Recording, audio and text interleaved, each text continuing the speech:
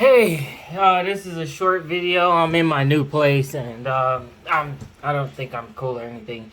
These are my work glasses, blue light glasses. Probably one of the best things you can ever buy if you are going to be working from home, working period. If you work and you look at computer screens all day, get you some of these. They block 99.9% of blue light, or you can get some to 80%. Actually, I think these block 80 point something percent of blue light. The ones I had before block 99.9%. Don't get the little clear ones that's like $10. Those will probably help, but I don't think they do enough. You need some real. You need to be seeing orange, honestly. But yeah, these are not the point of my video. The point of my video, which you're probably seeing because I don't know, you look at titles before you click videos, yes? The point of my video is to just talk about, honestly, one of the best ways to save. Not like save money doing this or nothing like that. The best way that you can save money is to write out a budget. So I'm not telling you to go out and do something stupid or something like that. Write out a budget. Start off with the things that you have to do: rent, gas, rent and utilities. Internet is utilities, I think, but I don't know. Include that. If I don't know what you define utilities as, but rent, internet, gas, food, stuff like that.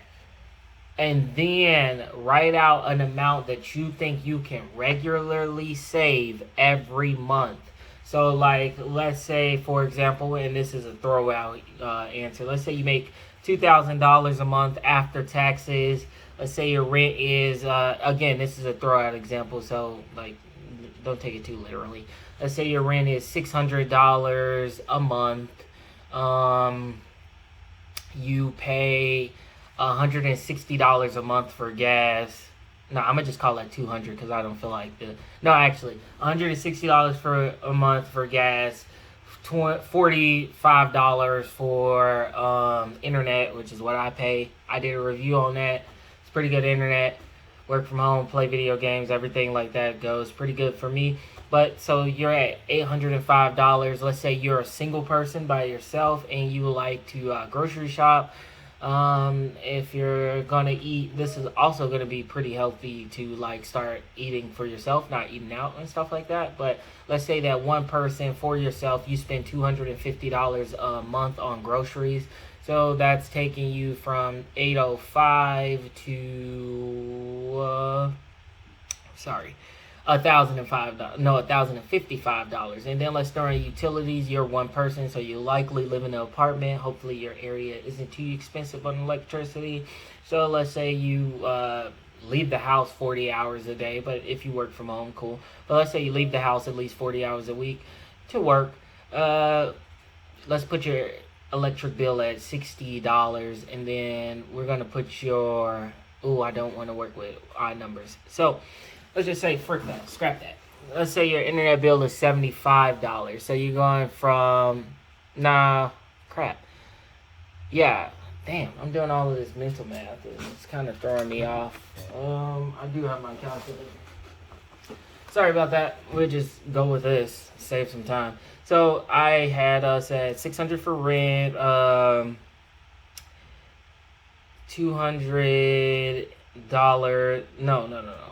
60 for rent, $160 for gas for a 4-week period. $160 for gas, $45 for internet, and then we're gonna do $75 for electricity, and we're just gonna call it $75 for gas, just to keep like a nice, I don't know, whatever, average, because in the winter it goes up, in the summer it goes all the way down. You might be outside more and stuff, and actually even that doesn't add up to the food. I forgot the food. Let's do $250 for food.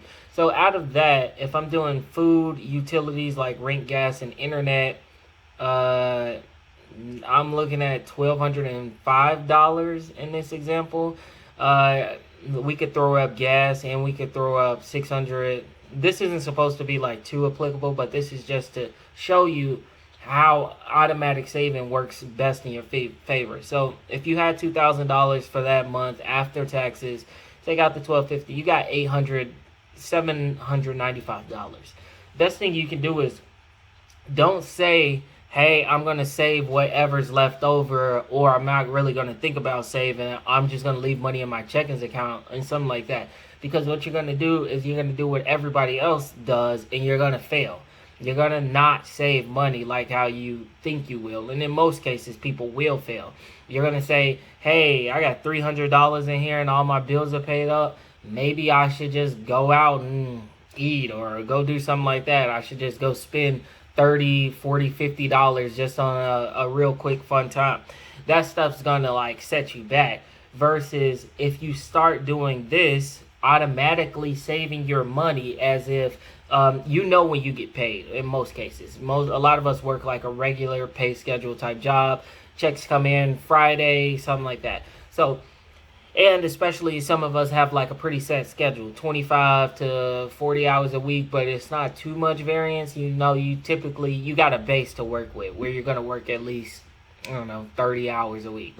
But in this case, you got $800. And you probably know this if you're watching this, but how often do you take the money that you saw that you had, that you know you made more than, and spend it all versus having anything put away? What I argue for and what I'm trying to get people to understand is that if you start making your savings automatic, like out of every check you put up some money into your savings account, it doesn't have to be a lot. It doesn't have to be a little either, but out of every check, if you take out of every check and you just put some money to the side, what you'll find is that you start operating under a new normal. So if you had this $795 that I have right here, and you're like, hey, all of the core things are taken care of, I don't really know what else I'd spend my money on, something like that, you could say, hey, I'm just going to take, $265 every month, and I'm just gonna put that up into my savings account. Just $265 on repeat. I won't think about it, nothing like that. Now, a lot of us would say $265, that's not really anything. What's the point of doing that? So if you're saving $265 every 4-week period, and keep in mind there's 13 4-week periods in a year. If you did that, you have $3,445 save up. The way that works is you're probably going to be doing a lot better than what you have now. If you don't have more than that money saved up now, and you've been working for over a year, and you're thinking that $265 being put up is nothing, then you probably need to change the way that you think. It's about working towards something. $265 at once, it's not that much unless it's a $265 car repair that you wasn't expecting. In this case, you're actually putting something away for the future, for whenever, or just to have fun. Don't blow the money, but you need to have some emergency funding to do whatever is necessary. Sorry, I'm gonna take a drink of water here. I'm talking too much. I'm talking too fast. Drying my mouth out. And then you still have $530